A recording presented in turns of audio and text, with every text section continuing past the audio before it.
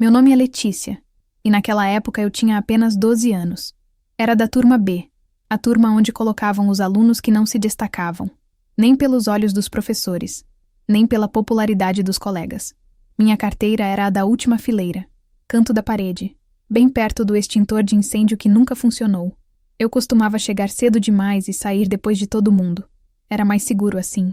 Os corredores vazios do colégio eram menos cruéis que as risadas em grupo, e o pátio, quando ainda estava silencioso pela manhã, parecia até acolhedor, até que a primeira voz familiar cortava o ar com uma frase como: "Olha lá, chegou a soldadinha doida", ou "Vai querer marchar na hora do recreio hoje também?" Eu não respondia. Eu só fechava os olhos por dentro e olhava para o céu, sempre tentando entender como as hélices de um helicóptero cortavam o vento com tanta precisão.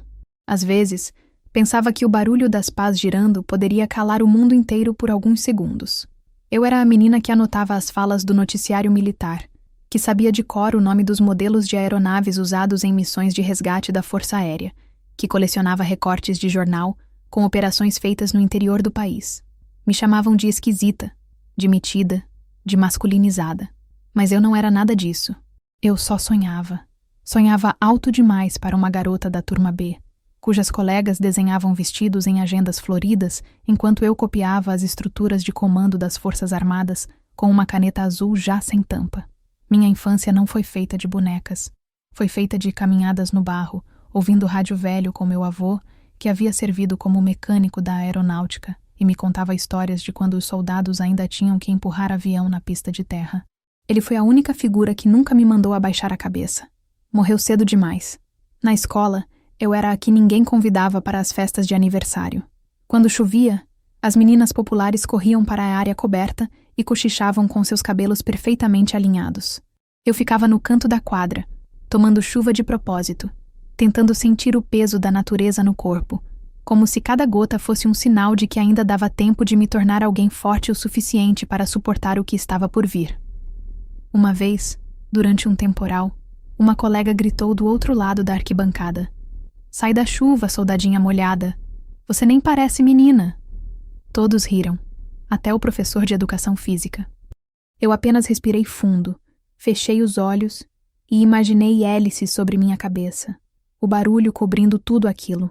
Em casa, a coisa não era muito diferente. Eu tinha uma irmã 2 anos mais velha, chamada Amanda, a estrela da família. Cabelos sedosos, medalhas em competições de dança, elogios eternos dos tios e dos vizinhos. Enquanto ela era tratada como uma princesa de capa de revista, eu era a sombra em uniforme escolar gasto, com a barra da calça sempre suja de barro e o rosto marcado por olheiras de quem passava mais tempo lendo sobre batalhões do que dormindo. Amanda ocupava o centro da mesa nos almoços de domingo. Eu ocupava o silêncio. Minha mãe dizia que era só uma fase. Meu pai, sempre ausente, dizia que mulher nenhuma tinha nascido para mandar em farda, que isso era coisa de macho. Mas ele não dizia isso olhando nos meus olhos. Dizia olhando para o jornal, ou pior, para a TV, como se eu fosse apenas ruído de fundo. Na escola, os apelidos começaram cedo e nunca mais pararam. Capitã sem tropa, milico de papelão, sargenta sem soldado. Cada nova ofensa virava uma espécie de combustível. Eu não sabia, mas estava aprendendo a me calar do jeito certo. Não como quem aceita, mas como quem anota. E eu anotava tudo. O nome de quem riu, a data do escárnio, o momento exato em que meus olhos se tornaram mais firmes do que qualquer voz debochada. Um dia, ainda naquela escola, alguém deixou um bilhete colado na porta da minha sala. "Ninguém te quer aqui, soldadinha frustrada." Eu tirei o bilhete sem fazer cena. Dobrei e guardei na minha mochila, bem ao lado da carta de admissão do colégio militar que eu ainda não tinha coragem de entregar para minha mãe. Naquela época, a maioria das meninas sonhava com festas de 15 anos. Eu sonhava com uma farda do exército brasileiro. Enquanto elas compravam sapatos de salto, eu economizava para comprar uma bússola real. Enquanto elas faziam planos de cursinho pré-vestibular, eu estudava a história das campanhas do sertão. E tudo isso em silêncio, porque o mundo já tinha decidido que o meu lugar era no fundo da sala, com os olhos baixos e o coração pequeno. Mas eu sabia que não ia ser assim para sempre. Eu só não imaginava ainda que o helicóptero ia pousar, e que, quando pousasse, ia carregar não só o peso do metal, mas também o de todos os risos que um dia me esmagaram. Eu era Letícia da turma B, a menina que ninguém levou a sério, a menina que até a chuva zombava, como se o céu compartilhasse da crueldade da sala. Mas um dia, o céu ia abrir. Um dia, o barulho que eu ouvia apenas por dentro ia ecoar do lado de fora, cortando o ar como as pás de um helicóptero cortam o vento em missões urgentes. Um dia, alguém ia chamar meu nome, e o mundo não teria escolha se não escutar. Se existe um tipo específico de silêncio que se aloja no peito e cresce como mofo, é o silêncio da própria casa. O tipo de silêncio que não acontece por falta de barulho, mas pela ausência de escuta verdadeira.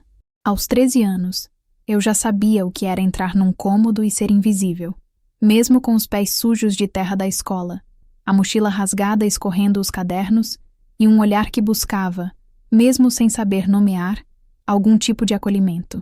Mas naquela casa, Letícia era sinônimo de vergonha discreta, enquanto minha irmã mais velha, Camila, reinava como o sol que todos fingiam não estar queimando. Camila era a favorita. Linda, esguia, popular na escola e, mais importante, moldada exatamente no que minha mãe e meu pai consideravam o ideal feminino. Fazia aulas de balé, postava fotos com amigos sorrindo em festas e nunca chegava em casa com o rosto sujo de areia depois de passar o recreio sentada no campo observando helicópteros cortando o céu. Eu, por outro lado, colecionava cadernos rabiscados com desenhos de coturnos, estratégias de combate e helicópteros da aviação do exército. Meu mundo era outro. Mas aos olhos deles, era só um mundo errado. Foi num domingo de sol, quando o quintal ainda cheirava a roupa recém-lavada estendida no varal, que tudo veio à tona como faca fria nas costas. Camila estava com 2 amigos da escola sentados na varanda, rindo alto de vídeos no celular, enquanto eu passava por ali com meu caderno de anotações. Eu carregava um esboço do que seria minha inscrição para um curso preparatório militar. Nem era uma decisão final ainda, mas dentro de mim aquela folha dobrada era quase sagrada.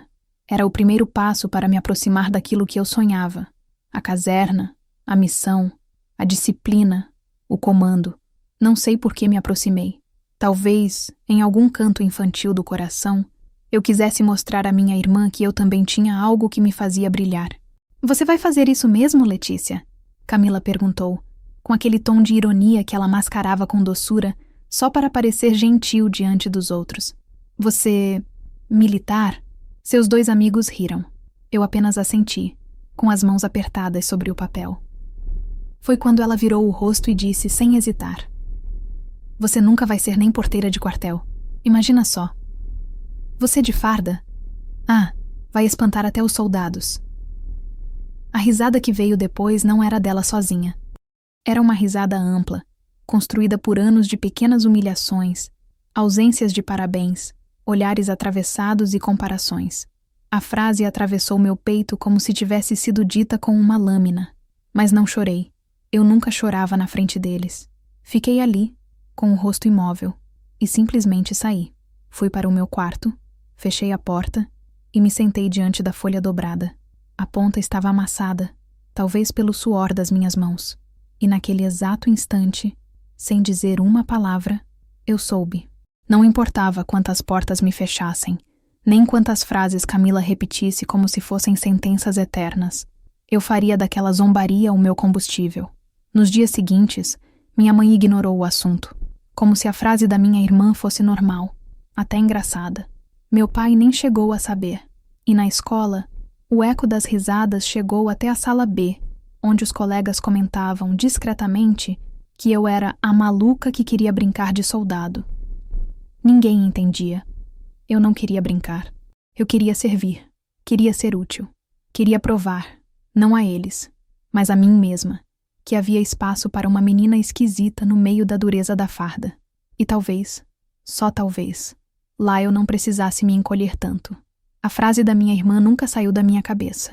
Repeti mentalmente centenas de vezes, em silêncio, como um mantra invertido, até que ela parasse de doer e começasse a me alimentar. Em cada flexão que eu fazia no chão frio do quarto, em cada página que eu estudava até os olhos arderem, eu a ouvia. "Você nunca vai ser nem porteira de quartel." E respondia sem som, com o corpo, com a mente, com a convicção crescendo dentro de mim. Eu seria assim. E muito mais. Porque havia algo em mim que nem Camila, nem meus pais, nem aquela escola inteira conseguiam ver. Eu não queria o mundo aplaudindo meu vestido. Eu queria o mundo me chamando de Senhora Comandante. No dia em que recebi a carta de aprovação para a escola preparatória militar, não chorei. Acho que já tinha gasto todas as minhas lágrimas quando tive que me acostumar com a ideia de vencer sozinha. Era fim de tarde quando o envelope chegou. Nem precisei abri-lo para saber o que era. O brasão no canto superior esquerdo já dizia tudo. Enquanto meus colegas da escola corriam atrás de festas e trotes de faculdade, eu só queria um cantinho silencioso para agradecer.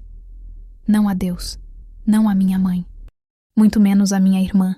Agradeci a mim, por ter ficado de pé, por não ter acreditado nas vozes que diziam que eu não passaria nem da inscrição, por ter estudado calada, ouvido calada, suportado calada, por ter guardado aquela frase da minha irmã como faca, mas também como gasolina.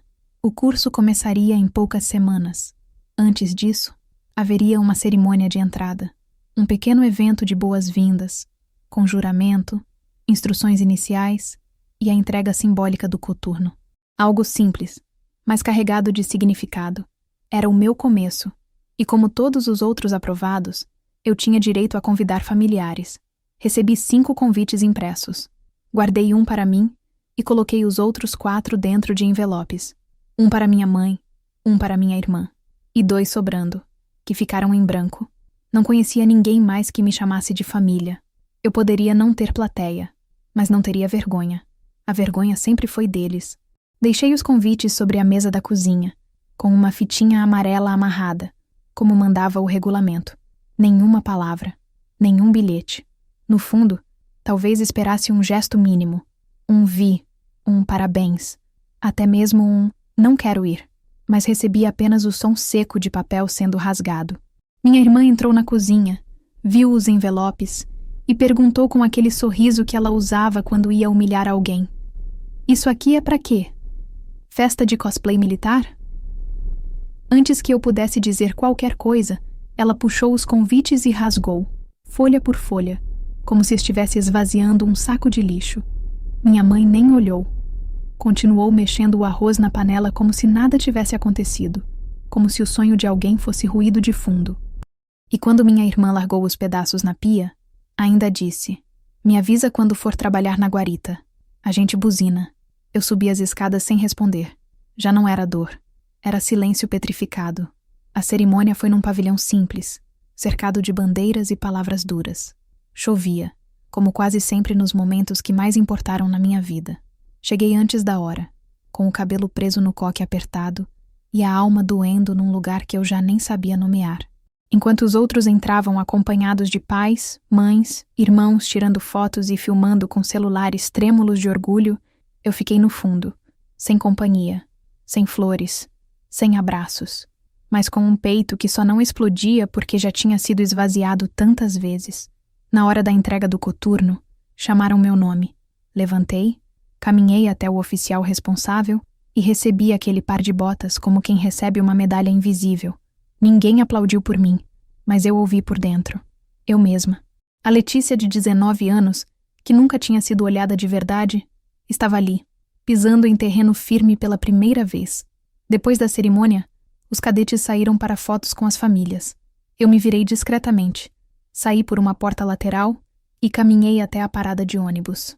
Sentei com o coturno no colo, abraçada a ele como se fosse alguém. Não chorei. De novo, não chorei. Apenas fechei os olhos e imaginei por alguns segundos como teria sido se alguém tivesse ido. Mas quando o ônibus chegou e a porta se abriu com aquele chiado lento, eu soube que não precisava mais imaginar, porque eu já tinha me convidado para o meu próprio destino e não tinha rasgado o convite. Eu o vestira, em forma de farda, e ninguém, nunca mais, iria arrancar isso de mim. Eu tinha 23 anos quando encontrei Henrique pela primeira vez depois da escola. Ele estava mais alto, com o cabelo ajeitado para trás e aquele ar de quem cresceu sem esforço, como se o mundo tivesse sido gentil demais com ele. Era uma tarde de sexta, no centro da cidade, e eu estava de uniforme. Não porque quisesse impressionar, mas porque saí direto de uma instrução para resolver questões administrativas na junta de serviço militar. Ele me reconheceu antes que eu visse. Chamou meu nome com aquele sorriso que, anos atrás, teria me feito tremer. Mas naquele dia, só me fez endireitar os ombros por reflexo. Conversamos por alguns minutos. Ele perguntou da minha vida. Disse que lembrava de mim como a menina quieta da turma B, mas que eu parecia diferente, mais segura. Quando disse que estava no exército, vi a sombra passar brevemente pelo rosto dele. Nossa, sério? Militar mesmo? Ele soltou, como quem tenta achar graça. Mas você é... O quê? Enfermeira? Assistente? Essas coisas? Eu respirei fundo e respondi com calma. Sou da área técnica, sim, mas comando sessões, equipes, sou responsável por relatórios e missões logísticas. Ele soltou uma risadinha disfarçada e completou. Ah, tá. Tipo, suporte. Porque o trabalho pesado é dos combatentes, né? Os homens. Não discuti. Só olhei para ele como se estivesse olhando para um retrato antigo, uma lembrança borrada de algo que um dia me importou. Nos dias seguintes, ele começou a me procurar. Mandava mensagens curtas, sempre com aquele tom de superioridade disfarçada de charme. Vamos sair um dia desses, você deve estar precisando relaxar depois de tanta farda. Ou, aposto que está cansada de dar ordem para recruta, hein? Eu sorria sozinha, não pelas mensagens, mas pela clareza. Ele ainda era o mesmo Henrique que ria dos meus sapatos velhos na escola, que me ignorava nas festinhas e só me via agora porque a farda incomodava, porque ela dizia tudo o que ele não tinha coragem de escutar. Mas eu fui. Fui no encontro. Não por ele, mas por mim. Queria encerrar aquela lembrança com presença. Cheguei com meu cabelo solto, sem maquiagem, sem esconder quem eu era. Ele pediu um vinho caro.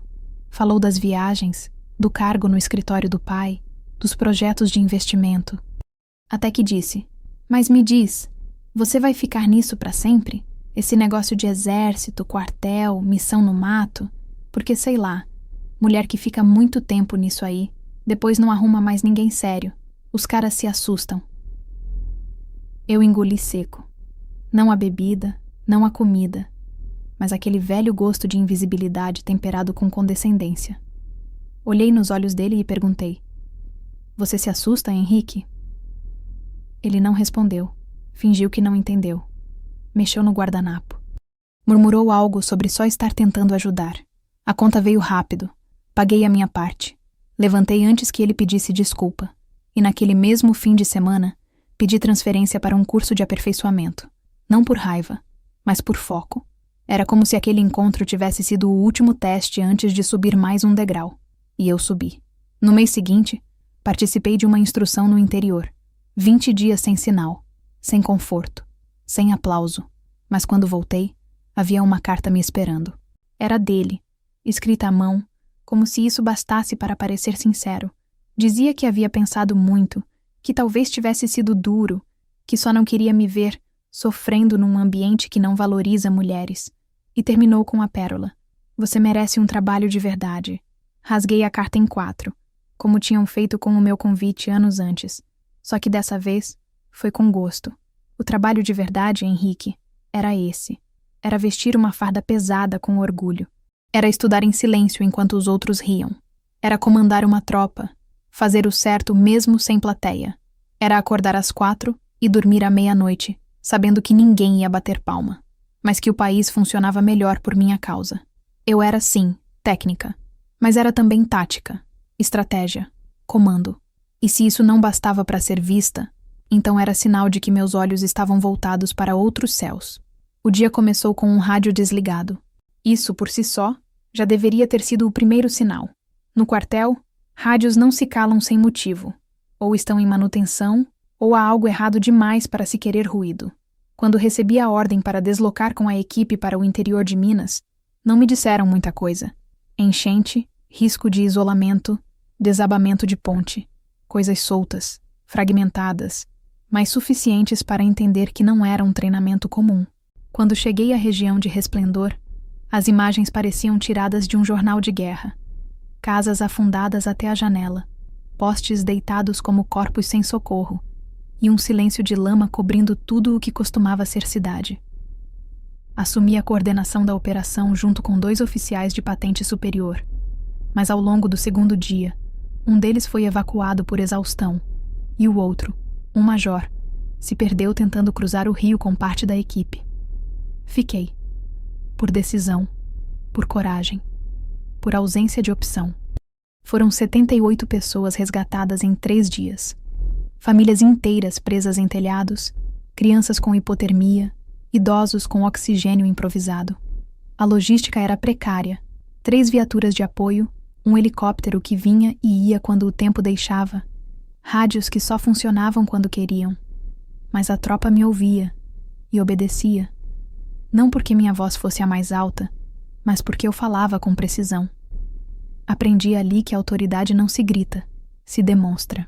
Tomei decisões que depois seriam revisadas por superiores com lupa, mas que ali, no barro, na chuva e na ausência de qualquer glamour, salvaram vidas.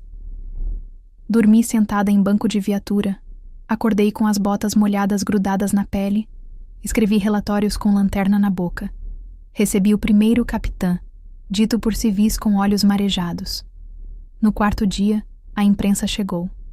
Não porque quisessem, mas porque precisavam. Uma equipe de reportagem da capital, olhos atentos aos números, microfones caçando culpados ou heróis, o que surgisse primeiro. Falaram comigo, sim.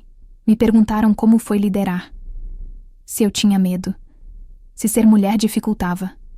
Eu respondi sem floreios.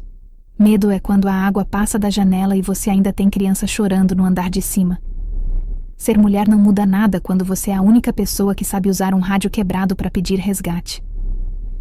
O repórter anotou, sorriu, apertou minha mão com aquele brilho nos olhos de quem já enxergava a manchete. Dias depois, a matéria saiu. Com foto. Meu nome completo. Patente. Declarações de moradores agradecendo. Um comandante por telefone, dizendo que meu desempenho era acima da média. Era a primeira vez que minha trajetória aparecia com destaque fora dos registros do Exército. Aquilo, para mim, não era vaidade. Era confirmação. Era memória registrada do que passei por anos sem reconhecimento. E claro, como qualquer filha faria, compartilhei. Enviei o link no grupo da família. Mandei em particular para minha irmã, para minha mãe, para 2 primos que viviam compartilhando meme e política. Fiquei online o dia todo, fingindo que não esperava. Mas esperava. Nada. Nenhum emoji. Nenhum parabéns. Nenhuma curtida. Vi que leram. Vi que abriram. Vi que passaram batido como se fosse só mais uma corrente. A mesma família que me marcou tantas vezes em posts de "mulher tem que ser delicada", agora silenciava diante da imagem de uma mulher coberta de lama e farda, sendo chamada de capitã. Doeu. Não como antes.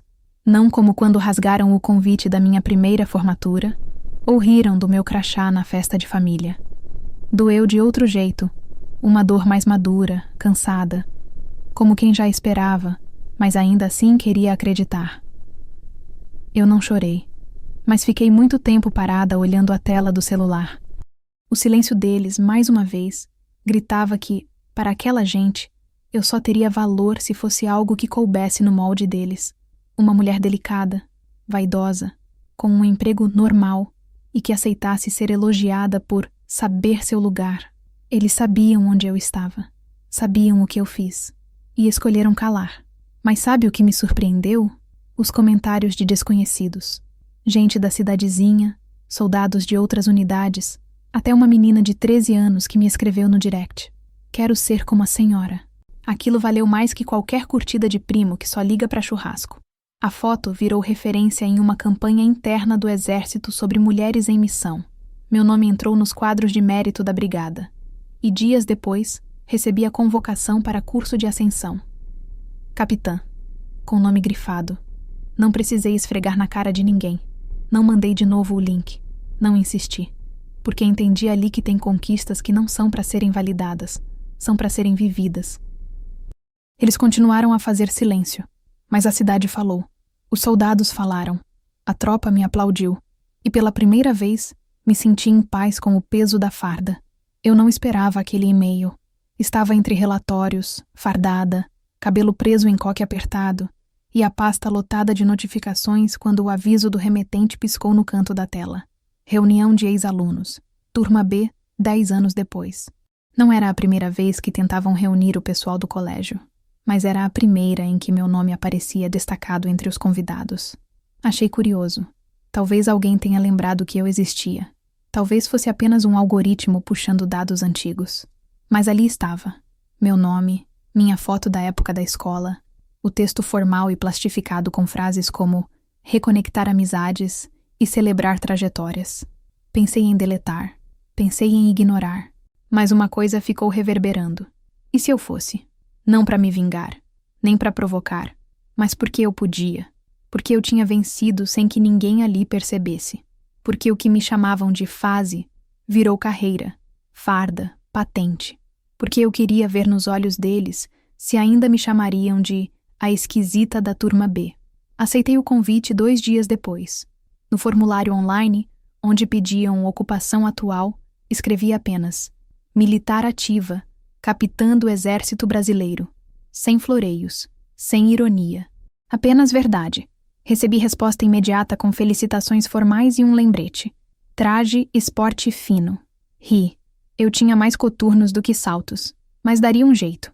Afinal, o evento era fora da base. Um salão alugado em um colégio particular no centro da cidade, onde tudo havia começado.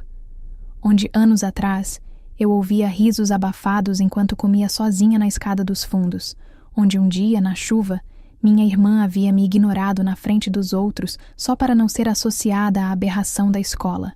A semana da reunião chegou mais rápido do que eu gostaria. Até pensei em desistir. Mas algo dentro de mim, talvez aquela menina de coque frouxo e caderno rabiscado com desenhos de helicópteros, queria muito ver com os próprios olhos o que havia mudado. E mais do que isso, queria que eles vissem. Escolhi um vestido simples, sem exageros, escuro, de caimento firme, cabelos soltos, um discreto colar com o pingente da minha insígnia, presente de um veterano.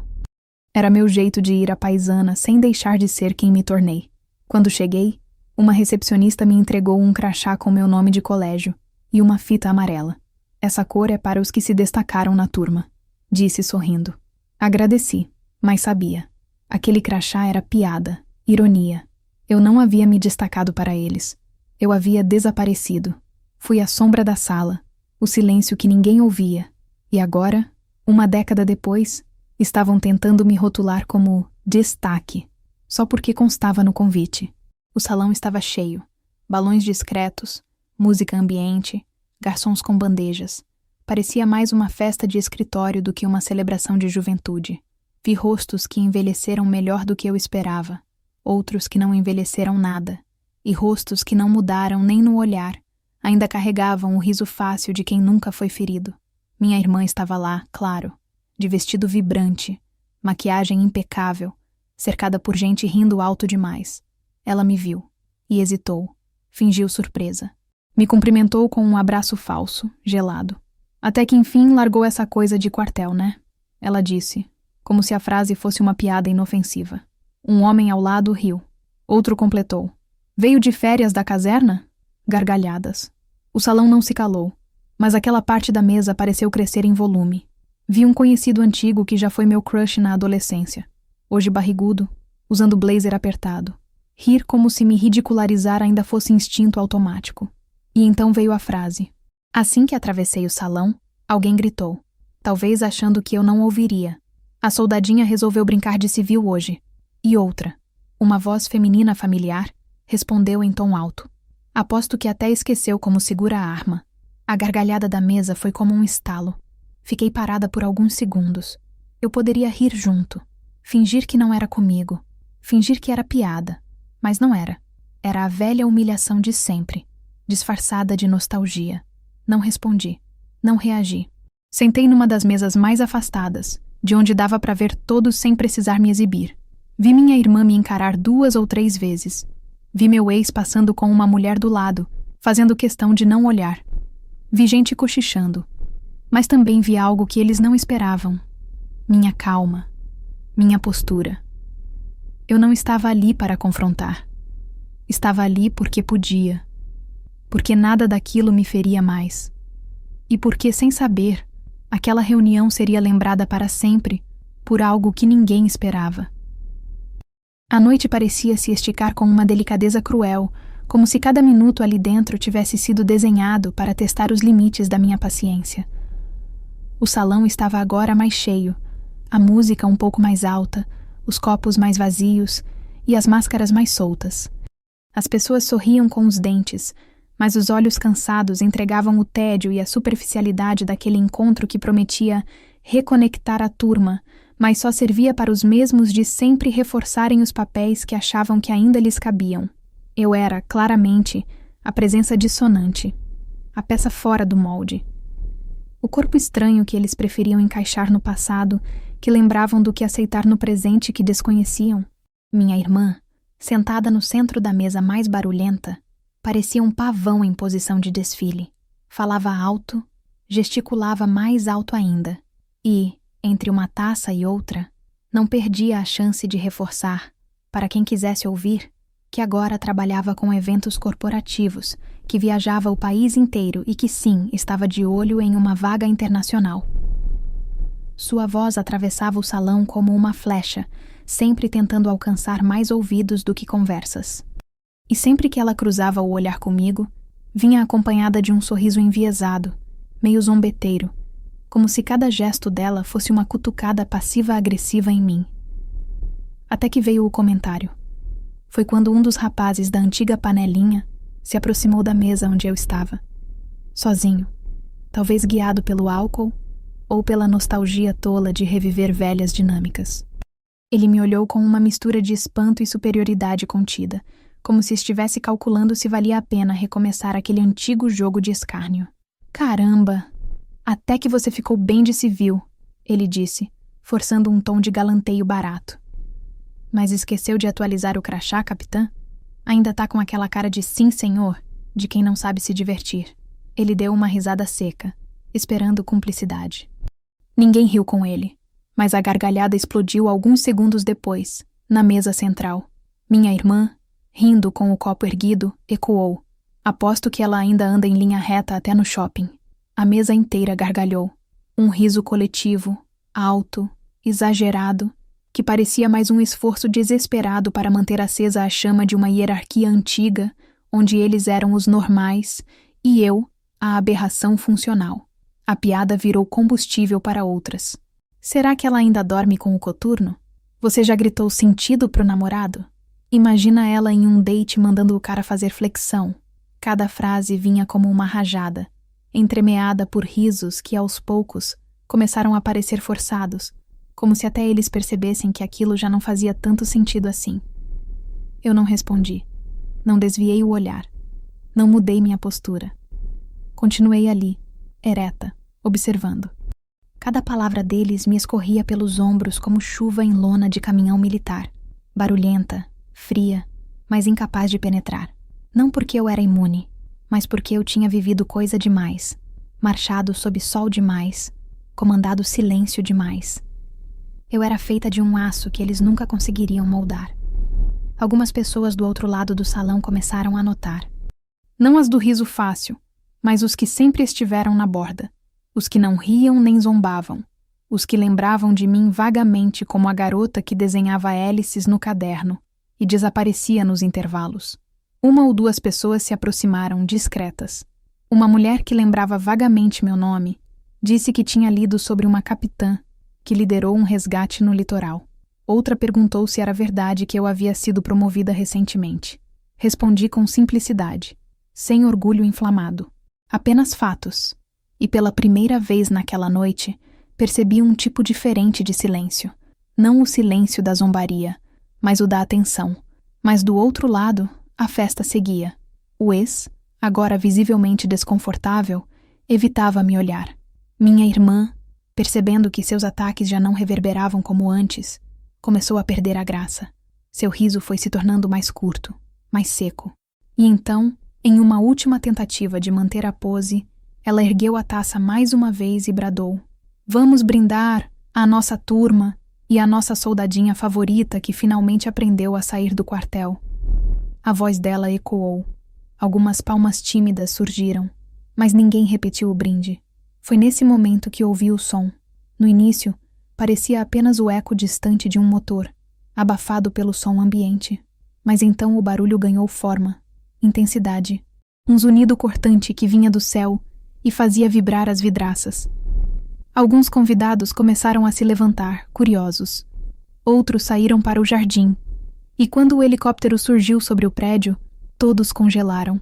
O som era inconfundível. O vento levantou guardanapos e fez balançar a decoração. Luzes de navegação riscaram o escuro. E à frente da aeronave, o brasão do comando militar era visível. A sala mergulhou num silêncio denso. Eu permaneci sentada. Mas sabia. O que viria a seguir mudaria tudo. O som se intensificava como um anúncio de ruptura, como se o próprio céu estivesse se abrindo para interromper aquela comédia de máscaras e memórias falsificadas.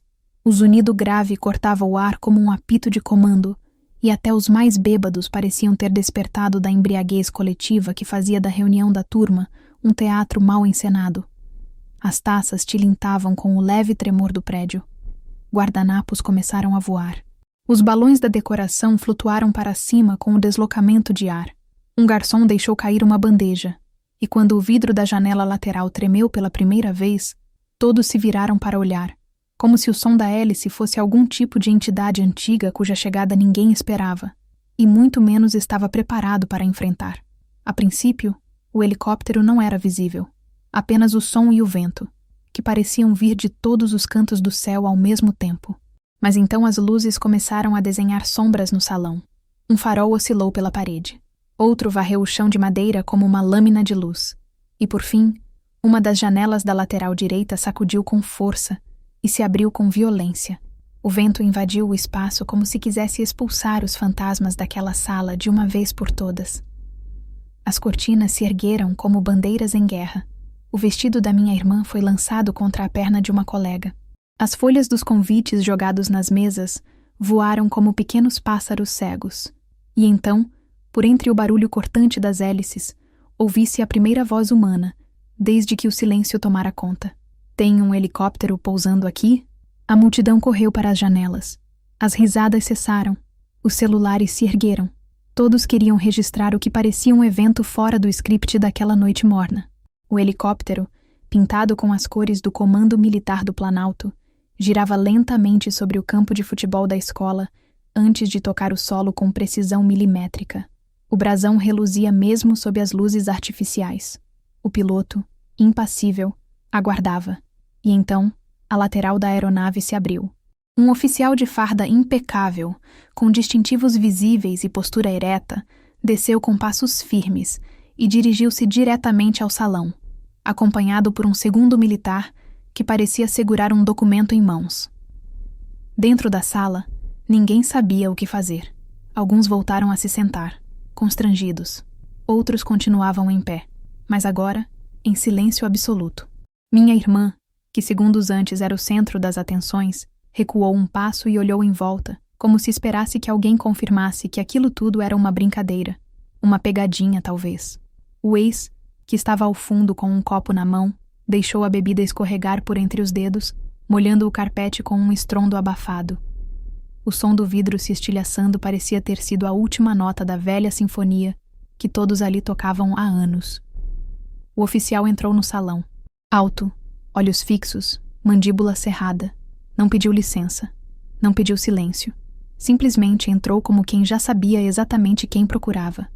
Parou no centro. Abriu o papel. E então falou, alto o suficiente para que ecoasse por todos os cantos. General Helena Duarte, o comando solicita sua presença imediata. Os olhares, antes espalhados, convergiram num único ponto. E quando os olhos de todos se voltaram para mim, senti o tempo congelar por uma fração de segundo. Levantei com calma. Meus passos não foram apressados, tampouco teatrais. Cada movimento era um espelho da mulher que me tornei. Passei por entre as mesas como quem atravessa um campo de batalha vencido. Não com armas, mas com resistência. Os olhos arregalados me seguiam como se quisessem pedir desculpas em silêncio. Minha irmã, pálida, deixou o copo cair sem perceber. O ex, ainda ajoelhado tentando recolher os cacos do próprio orgulho, Sequer ousou levantar os olhos. O mestre de cerimônias, que há poucos minutos fazia piada sobre meu andar marcial, agora se calava, engolido por sua própria insignificância. O oficial me entregou o documento com a missão emergencial. Brasília está chamando, senhora. Fiz um breve aceno de cabeça. Guardei o papel no bolso interno do blazer e caminhei de volta pelo mesmo caminho por onde entrei. Mas agora cada passo soava diferente. Os saltos não eram mais apenas um acessório, eram a batida de um tambor surdo anunciando uma nova ordem naquele território velho. Quando passei pela porta de vidro, o vento me envolveu como um abraço antigo. O helicóptero aguardava, a escada ainda abaixada. Subi degrau por degrau, sem olhar para trás. Na cabine, sentei ao lado do operador de voo. A porta se fechou com um estalo seco e definitivo. Quando a aeronave subiu, olhei pela pequena janela de acrílico. Lá embaixo, o salão ainda tentava se recompor. Vi a multidão olhando para cima. Vi expressões que variavam entre espanto, vergonha e uma espécie de reverência não planejada. Vi minha irmã segurando a barra do próprio vestido, como se tentasse se esconder dentro dele. E vi meu ex, parado entre os cacos da taça, ainda imóvel. Mas eu não sorri, não chorei, não acenei. Apenas segurei firme o coldre da lateral e respirei fundo. Eu tinha um destino a cumprir, e nenhum deles fazia parte dele.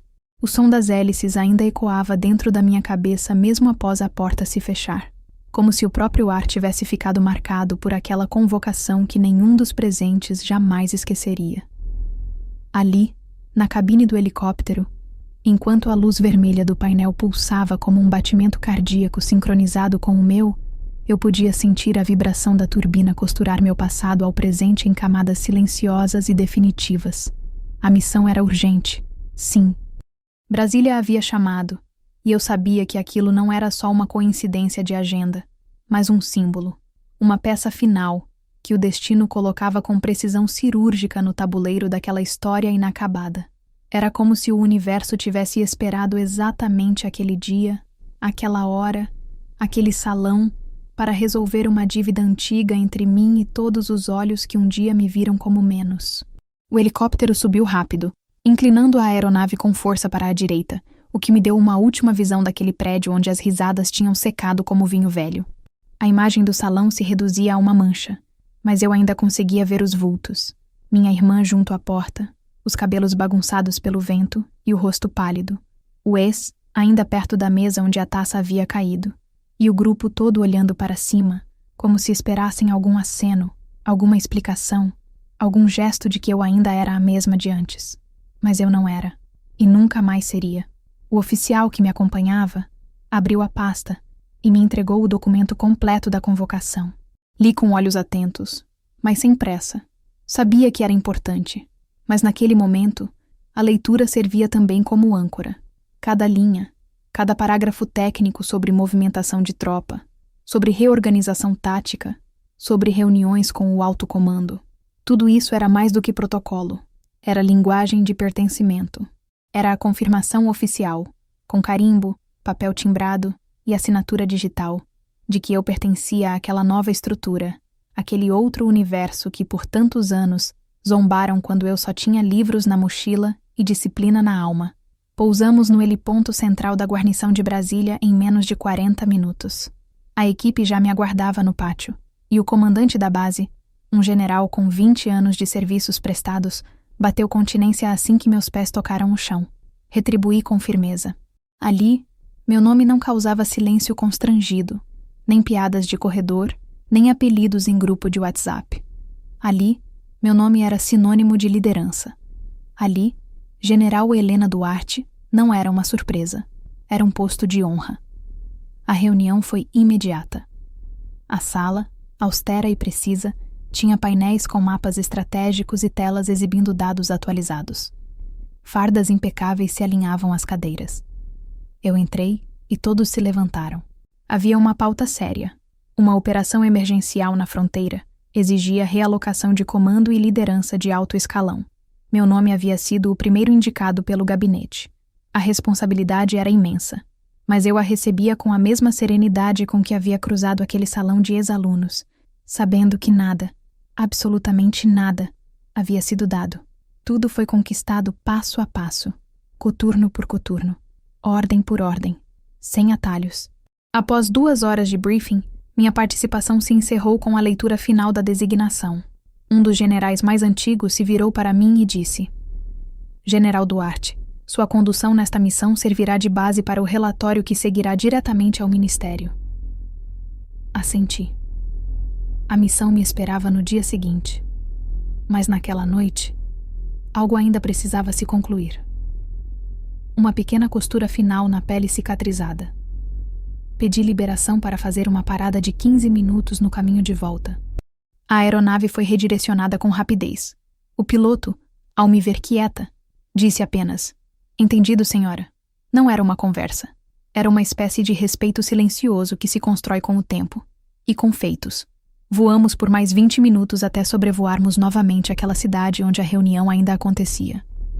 O helicóptero fez uma volta ampla, pairou em posição e então desceu lentamente para pousar mais uma vez no campo da escola. As luzes haviam sido apagadas.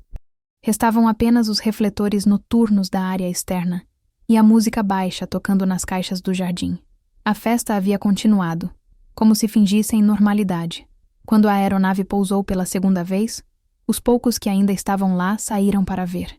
E desta vez, ninguém correu até o portão. Ninguém zombou. Ninguém apontou. Eu desci sozinha. Os degraus do helicóptero pareciam ter o peso de todos os anos que eu engoli em silêncio as palavras deles. Caminhei até a entrada, mas não entrei. Parei ali mesmo, do lado de fora, e pedi que chamassem minha irmã. Ela veio com os olhos arregalados, como se esperasse uma bronca, uma provocação, uma resposta atravessada. Mas tudo o que fiz foi tirar do bolso uma pequena caixa de madeira com a réplica da medalha que recebi na missão anterior. Entreguei para ela, sem dizer palavra, e voltei para a aeronave. Dentro da caixa, além da medalha, havia um bilhete. Só 3 palavras. Eu ainda me lembro. Quando a porta do helicóptero se fechou novamente, os refletores da escola pareceram mais fracos, os rostos mais distantes, e as vozes, essas sim, desapareceram completamente, porque finalmente o único nome que restava em voz alta era o meu. Não foi a farda que me fez forte. Também não foi o helicóptero, nem o título que agora carregava no crachá.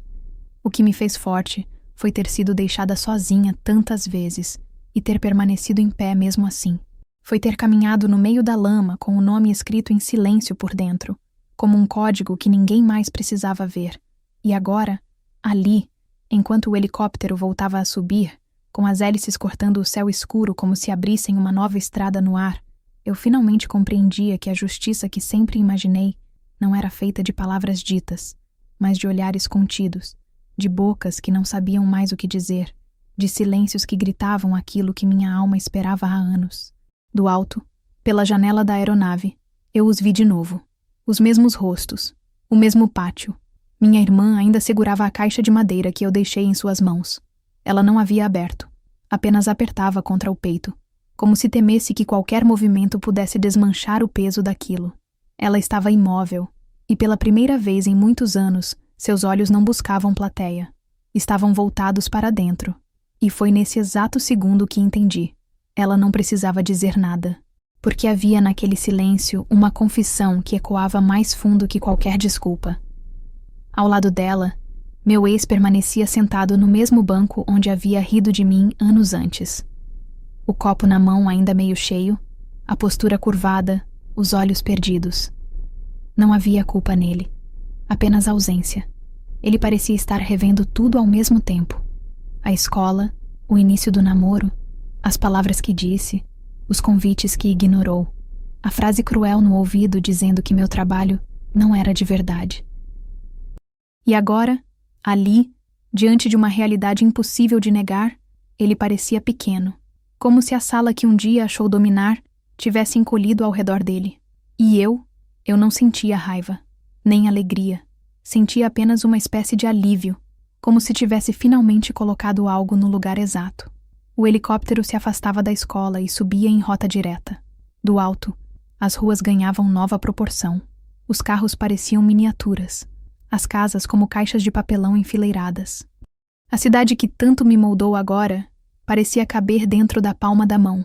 E foi nessa imagem, tão simbólica quanto real, que meu peito se acalmou, porque pela primeira vez eu não precisava mais provar nada. Não a eles, não a minha irmã, nem mesmo a minha mãe, que um dia disse que eu nunca seria nem porteira de quartel, nem ao grupo da escola, que me chamava de a menina esquisita da turma B, nem ao meu ex, que zombava dos meus coturnos. Eu não precisava provar, porque a vida já tinha feito isso por mim. Enquanto o piloto seguia a rota de retorno e o oficial ao lado revisava documentos, eu encostei a cabeça na lateral da aeronave e fechei os olhos por um instante. E ali, naquele silêncio preenchido apenas pelo motor, vi flashes de tudo que me trouxe até ali. As noites estudando sozinha, os nãos que me empurraram, as primeiras ordens que dei com a voz trêmula, os convites não respondidos, os olhares de desprezo que me ensinaram a não baixar a cabeça, as madrugadas marchando sob chuva e o som da própria respiração como única companhia. Vi também meu próprio rosto no espelho da caserna, nos dias em que chorei sozinha no alojamento.